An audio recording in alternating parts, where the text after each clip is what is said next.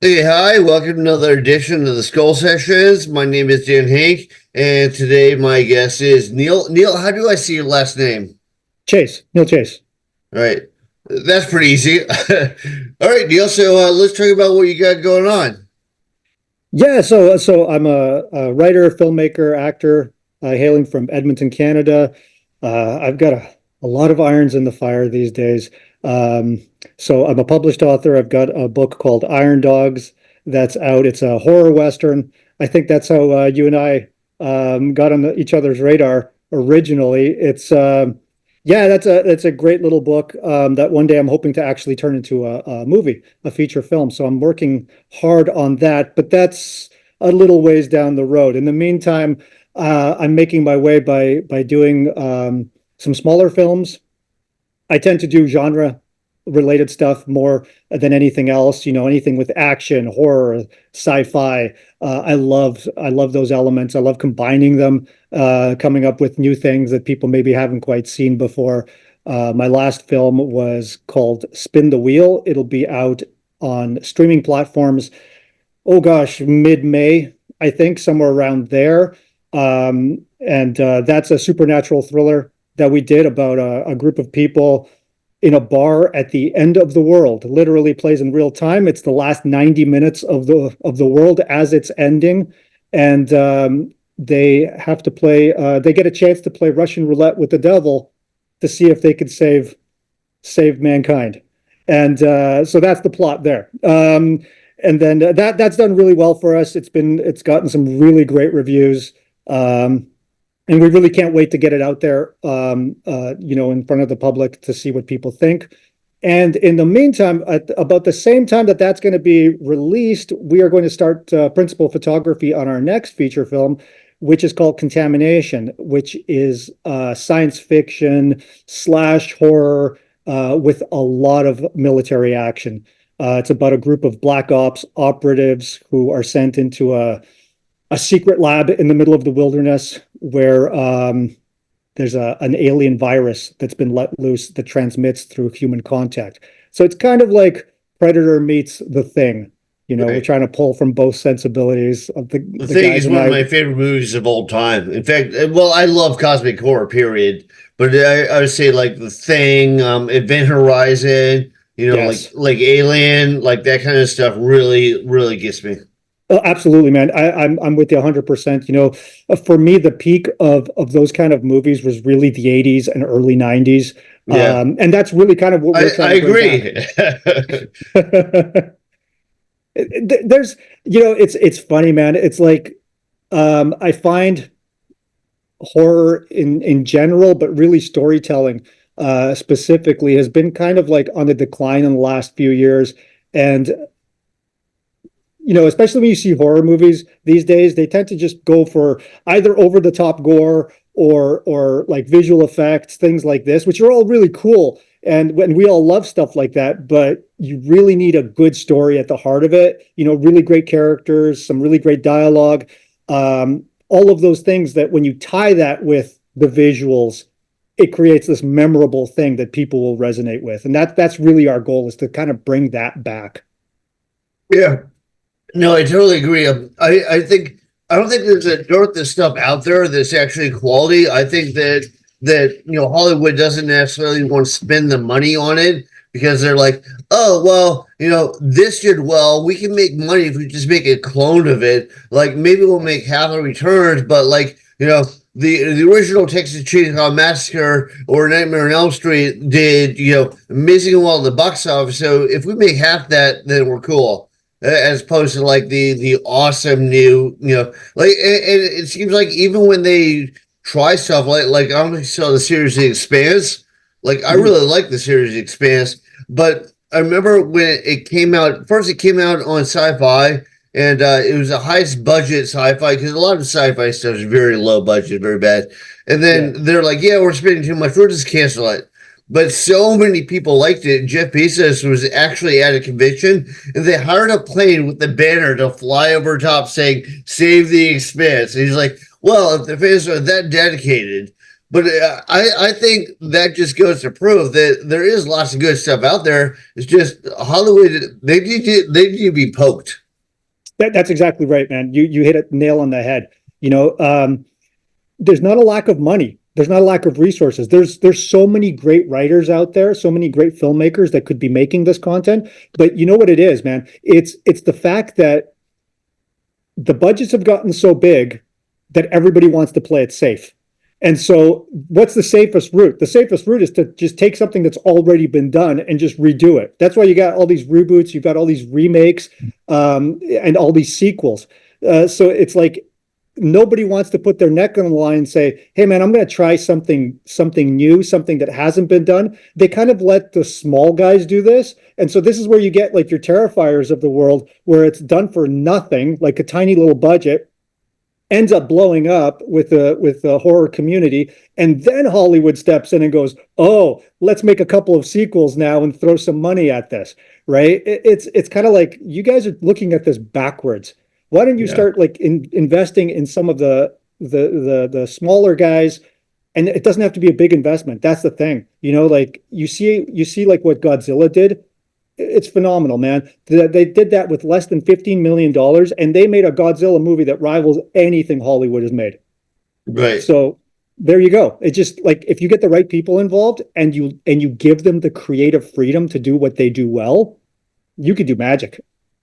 Well, I think one thing, like, I think you're right about like the kind of height of filmmaking, like in the like late '80s, early '90s, and so many classics came out. But if you look at the backstory behind all of them, it's like people were really dedicated. So they did a lot of the groundwork, and Hollywood was like, "Yeah, we'll give you a chance," but it's pretty much they did everything on their own, and they brought it Mhm. to Hollywood. Like I remember there's some they didn't hold up that well over time, but they were awesome, when they came out. I mean, within the budget constraints, like Cruel or like Last Starfighter or Exactly. like all this stuff where you could tell that they were just trying. They're breaking mountains. There's a lot of stuff that came out that the people worked their asses off for, Mhm. and it suddenly it turned into this massive hit, and they're like, we don't know what's going on here, but okay, we'll go with it.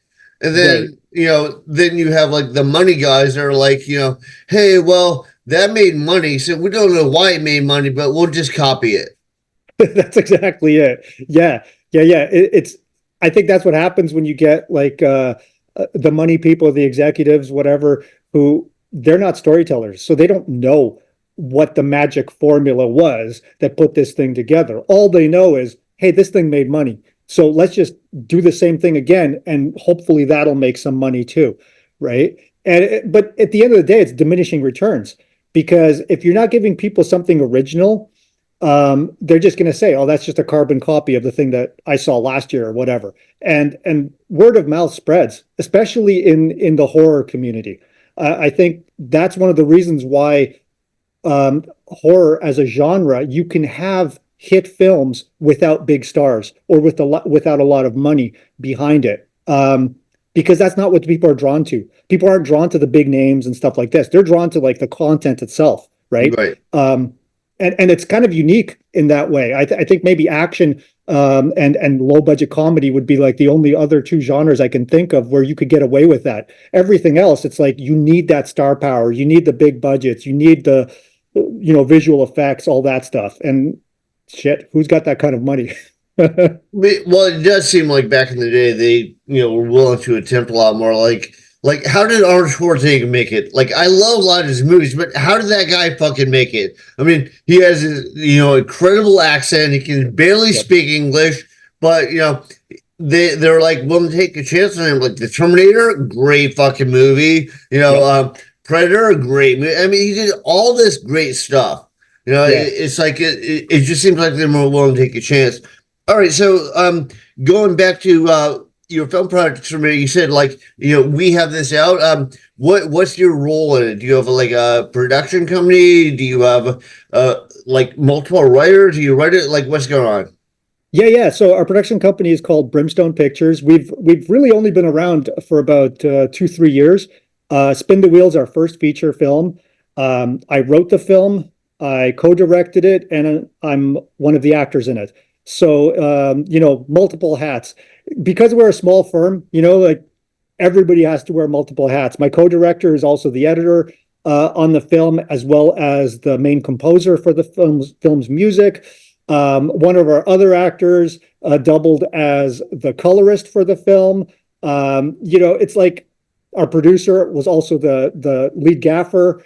You have to when you have literally no money. This is a movie we made for $25,000. Right. So, that's like less money than a real film would have for its coffee budget. Do you know what I mean? And so here we are putting together an entire feature film for that amount of money. So, but with that in mind, it's like I knew if we were gonna do even a half decent job on it, everybody has to pour their heart and soul into it. Because we're not doing it for the money. Obviously, we're doing it for the love of what we're doing, for the love of the story, for the love of the genre. And it shows. I think everybody's passion really comes through, and I think that speaks to what you're talking about those films from the 80s and 90s, where you could really sense that passion on behalf of the filmmakers, because they were like, like hell, guys, even in the 70s, right? Guys like Romero, when he's coming up, he didn't have much money, but everything he did, and he had like Tom Savini with him and those legends, man. And it's like the things that they did because they loved it. And that made Tom Savini's career. It's like, he probably didn't get like paid really well for Dawn of the Dead, but it was like so groundbreaking and such a classic that people were like, oh, that's a guy. Exactly. Exactly, right. And then in his footsteps, you got guys like Rick Baker come out and Stan Winston and these legends, man. And it was the same thing. Nobody was throwing bucketfuls of money at these guys. They were doing it because, they came up kind of the hard way, really. And I feel like that's one of the things where especially in the early 90s, Hollywood was giving a chance to filmmakers who were also coming up kind of the hard way. People who hadn't really gone the route of like, oh, I went to film school and I went to, Harvard with so-and-so and, I come from money and all this stuff. It's like, no, these were guys from the streets who came up, and it's like they made low budget movies, but they were gritty. They were cool. Like guys like Rodriguez, Tarantino, Guy Ritchie, hell, even Scorsese. Like you look at his early stuff and it's Sam Raimi, perfect example. That's a perfect example right there, right? Like Evil Dead is an all-time classic, right? And Evil Dead 2 is one of my favorites. I love that film. I have that tattooed on my knuckles. Awesome. But that's awesome. I remember when I saw that, like Evil Dead 2 blew my mind. And I know that they were just all friends. Like they could barely afford anything. And like if you really slow it way down, you can see Sam's brother in like costumes and stuff. Yeah. But overall, it's like you could tell that they were like 100% involved in that story. Like the whole, like they're like, this is gonna be amazing. I don't care if it makes $1, but it's gonna be amazing. And that really comes through.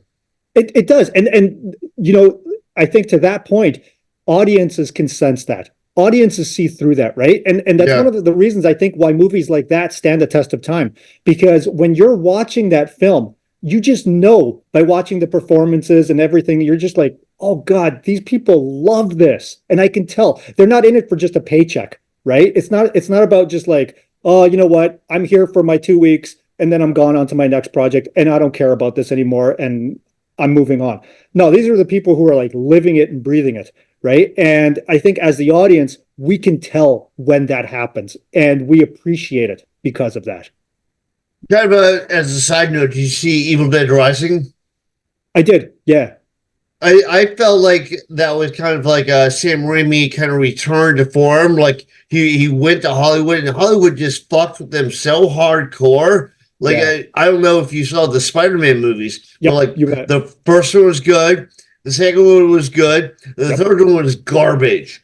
And it could have been good, right? It could have been good. It could have been, but they wanted to do more merchandising. They wanted to cram more into it. And he kept saying, that didn't go with it. I can't include that. And finally, you're just like, fuck it. I'll make a piece of trash. And that's what it did. Yeah. Right. Yeah. You could almost like, you can see the point where they just give up. Right, because it's like, okay, fine, I'll give you exactly what you want. I've been telling you it's going to end up garbage, but you don't believe me, so here you go. Right? Yeah, I think it's just a matter of like Hollywood always thinks they're smarter than the writers. Like, I don't know if you saw Game of Thrones. You Yeah, know, Game of yeah, Thrones, I thought was like for the first like 5 seasons, it was the best thing on TV. damn right. Then at some point, I think the writers thought that they were better than George R. R. Martin, the original source material. And so that last episode totally fucking, nuked the fridge, bit the shark, like, but I think they're like, hey, we're Hollywood writers. We can write something clever. No, they can't. Right. Yeah. Well, that's what happened. They ran out of source material, right? Because I think the first 5 seasons were based on George's books, and Oh, they then weren't. Yeah. there was nothing after that, and so they were just like, all right, let's try this. But I think you're right though. There's this attitude I think among a lot of people, especially people who haven't quite earned their stripes yet, who think I can do it better. It's like, I know I'm remaking such and such, or I'm writing a sequel to a great film or a great TV show, but you know what? I'm gonna be better because I'm a better writer. And it's like, really, are you though? Like, Right. you're standing on the shoulders of giants, so it's easy to say I can see far and wide. But if you come down to the ground, maybe you're not as tall as you think you are. Yeah, and I think one problem that Hollywood has, like, I think they're doing this with Star Wars films. Like, I was a big fan of the original Star Wars stuff, and then Yeah. like all that is George Lucas's vision. And I mean, granted, some of it was like a little bit corny, a little bit cheesy, but he pulled it off. And like Yeah, when the first one came out in like 1979, I mean, what else are you going to see that was nearly as good in 1979? exactly. But he took like a lot of old myths and old legends and tried to craft something together. And I think when Hollywood bought it out, and like he's even complained about this, they're just like, okay, well, what's popular now? Okay, we'll inject that in it. And they Yeah. kept like playing, so they weren't worried about like staying true to the story or staying Mhm. true to they were more worried about like flash in the pan stuff, and that's what ruins stuff. I mean, I could go off on a rant about that. I think No, ruin. you're right though. You're right. It's like these days, um, there's more of a focus on everything but story, right? So like whether you're chasing fads or whether you're looking at like some kind of messaging that you want to insert into your film, things like this, right? And at no point is anybody saying like, hold on, is the story better or worse because of this stuff? And it's almost like, who cares? We don't care. We need it to be in there because it's going to make us money. Yeah. And then the irony being they actually end up losing money because of it. So there Well, you go. and they kind of shoot themselves in the foot because, like one complaint I've heard is like people are like, "Well, we need more movies with strong female characters." I'm like, "Did you fucking see Aliens? Did Right. you see Right. Terminator? Right.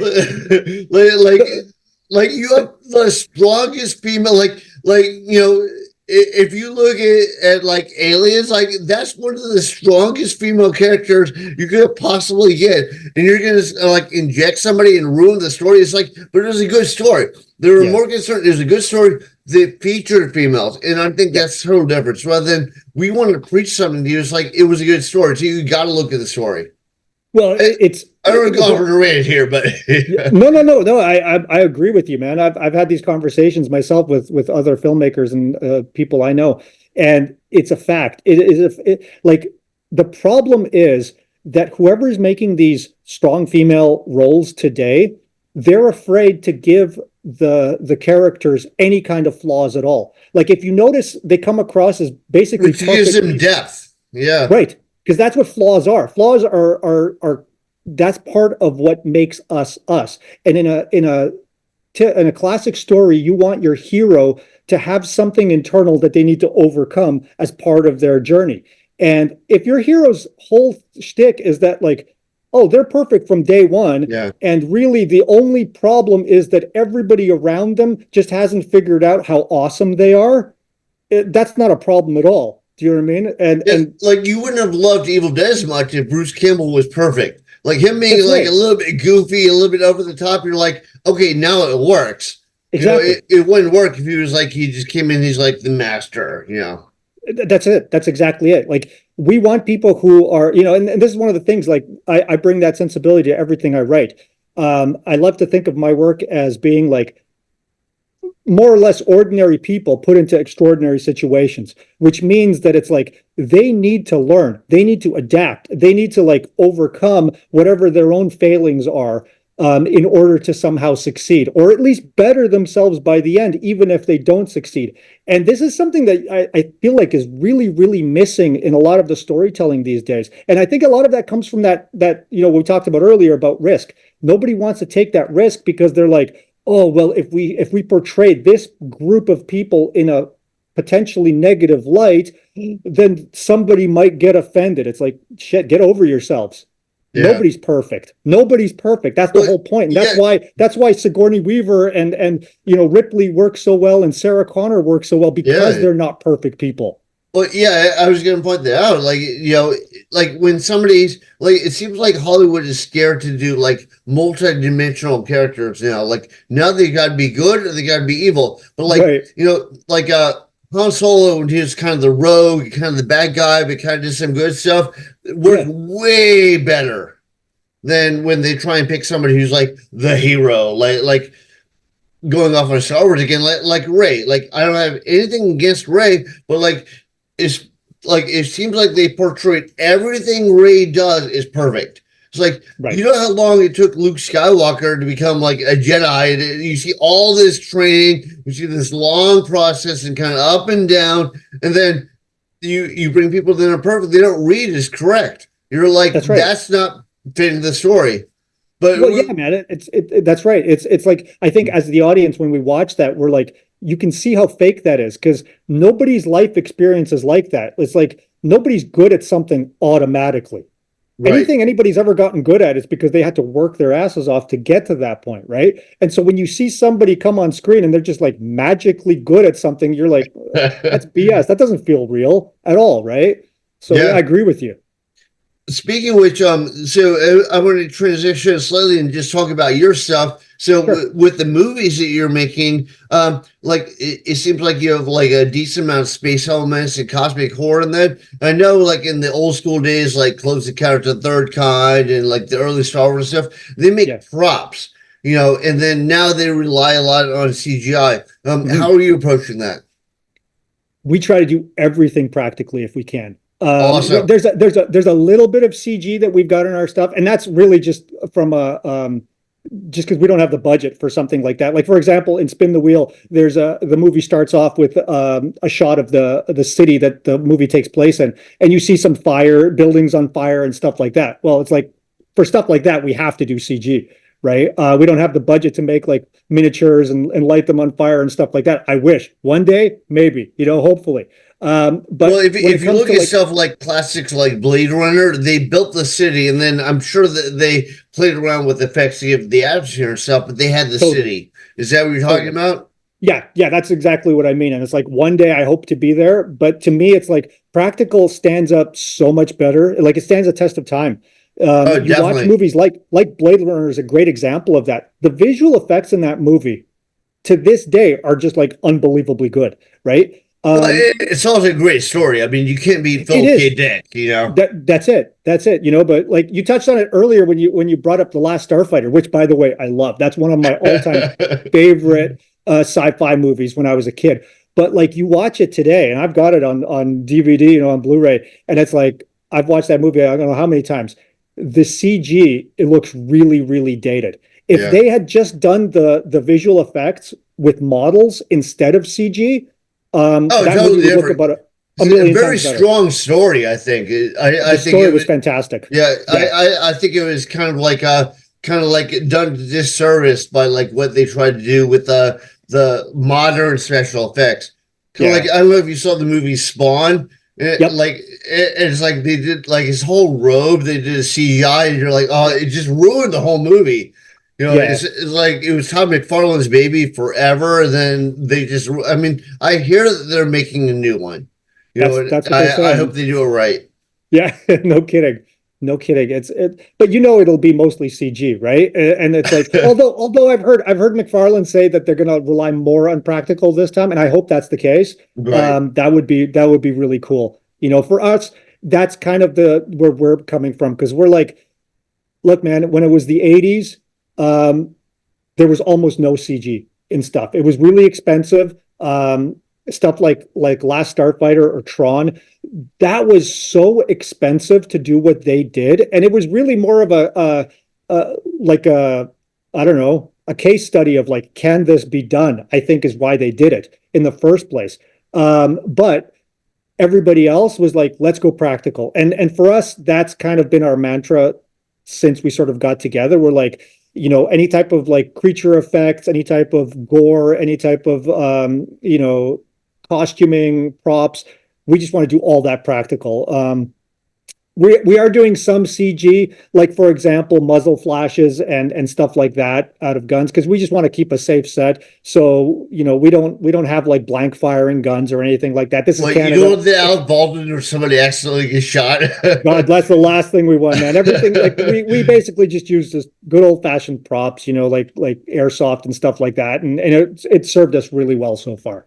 Okay, so let's I don't want to keep you here all day, but how can people look at your stuff? How can they get a hold of you? How can they check your stuff out? Is it going to have like a large release? Tell me what's going on. Yeah. So the best way to reach us is through our website. So it's brimstonepictures.com, all one word, or on my personal website, neilchasefilm.com, all one word, where you can you'll get a sense of all the stuff we're working on right now, all the stuff that's in the pipeline that's coming up. We're big on Facebook as well. We've got a pretty good presence there. Also, Brimstone Pictures is our Facebook page. Please follow us. Take a look at our stuff. I put out videos every week on my YouTube channel, also Neil Chase Film. Because coming up, I learned a lot of things from a lot of people, and I just want to pass that knowledge along to anybody else that's coming up. Maybe they'll find it useful, maybe they won't, but it's just my way of paying it forward. And so it definitely helps. It seems like back in the like kind of like a indie marketplace, like with Toby Hooper and Sam Raimi and all those people doing stuff, they're all helping each other out. And they're all like they're trying, like, and I know you can do a lot of stuff on like a very low budget. It's not like you need a massive budget to do it. And often it's better when you're a low budget. Like I know people cash in on it, but I really like the first Blair Witch. And they did that on no budget. They were like in art school, but I think part of the problem is when people go there, they think, when it was a big hit, it was in all the theaters, they went there thinking like, oh, it's something that tons of money was poured into. They're like, right. Yeah, well, where is all that money? It's like, no, it was done on no budget. Like I saw it at like a little theater here in New York for like art school project. So I didn't expect much of it. And then when I saw it, I was like, it's amazing for what it is. But my whole point with that rant is I'm just saying that, just because it's independent, it doesn't mean it's bad, and it might mean it's better.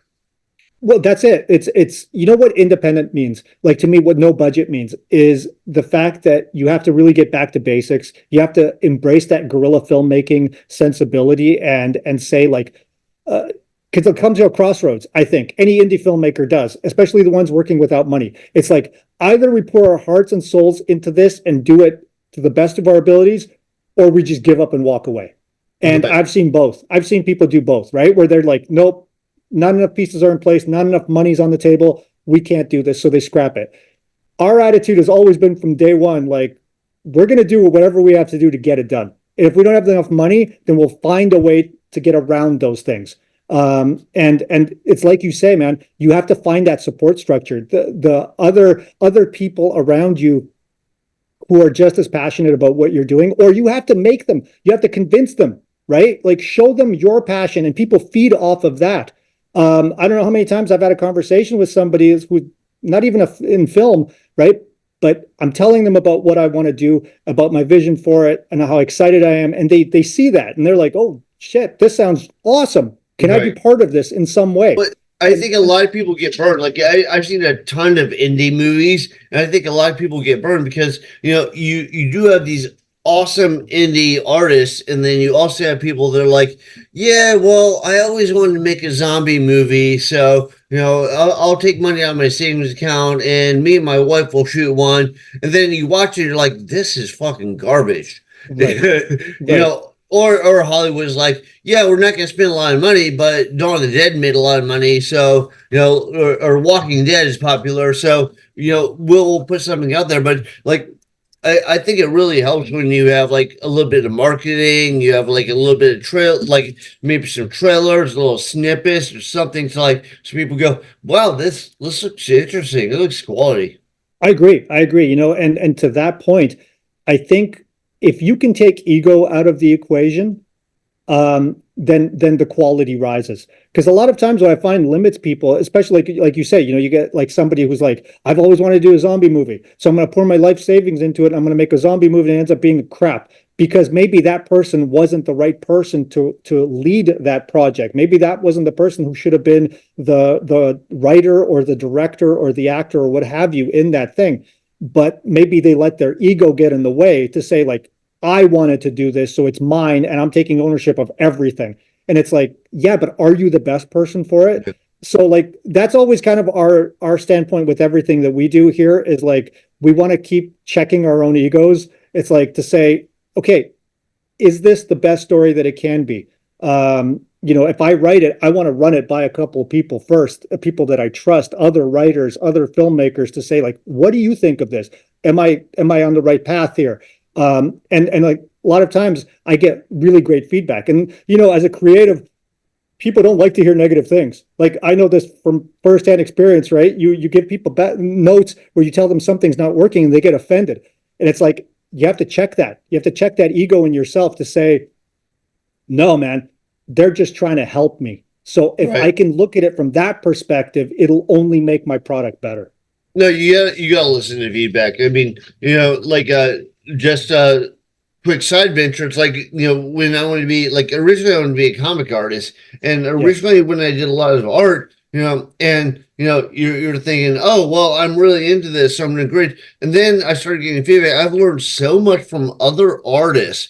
So you really gotta pay attention to what other people say. But I Mhm. think a lot of those people who do like indie projects that turn out bad, they don't run it by anybody. They're just like, this is going to be amazing. So it really does help. There's a whole horror community. Do you like go to like, conventions or like, what do you do to help promote the films and help advertise them?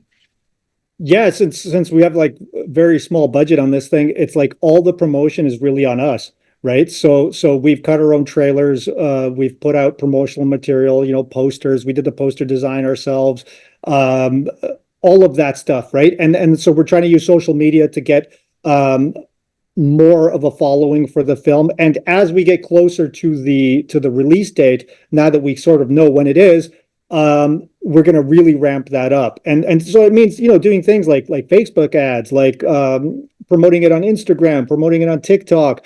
And each of these different platforms has its own sort of look and feel. So you have to tailor that content to that platform. And it just takes a lot of work, right? At Right. the end of the day, but it needs to be done because I mean, you could make the best movie in the world, but if people don't know about it, who the hell's going to see it? Yeah, no, that's a good point. It's unfortunate, but there's way too much good content out there that just for some reason didn't grab the zeitgeist. So like it just came and went, and True. then like after the fact, people are like, "Hey, this is really good. Why didn't this break out bigger?" But Yeah. all right, man. I, So let's wrap this up. How can everybody get a hold of you? How can they see your stuff? How can they pay for your services for your products you're putting out? Give you money? Make you next Ridley Scott. I wish. Yeah, man. Like I said, the best way to reach us, brimstonepictures.com or neilchasefilm.com. You can find us there and learn all about us. We're always looking for new people. We're always looking to work with other creatives. We don't know everything, but we're trying to learn, man. That's what it is. Okay. When you release, you said like you make your own trailers and stuff. Do you have Yeah. a certain venue that you release them on? Yeah, on YouTube. For now, it's like YouTube, Facebook, things like that. So it'll be on our Facebook page. YouTube, we've got a Brimstone Pictures page as What's your well. Facebook page? The Just Brimstone Pictures. Brimstone Pictures. Okay. Yes. Do you have a YouTube channel that they can check out your? trails on? Yeah, Brimstone Pictures as well. Like we try to Okay. keep everything as So simple everything as is we Brimstone can. Pictures. Okay. Exactly. That's right. Awesome, man. Well, do you have anything else to say? Anything else to promote? Uh, you know what? Just thanks for this opportunity. I've really had a great time with this chat today, and I hope we can do it again, especially once the movie's out. I would love to get your feedback and see what you think of the film, and maybe we can talk about it then. Yeah, if you don't mind, shoot me an email after the film comes out and remind me about it because my memory is Absolutely. fucking shit.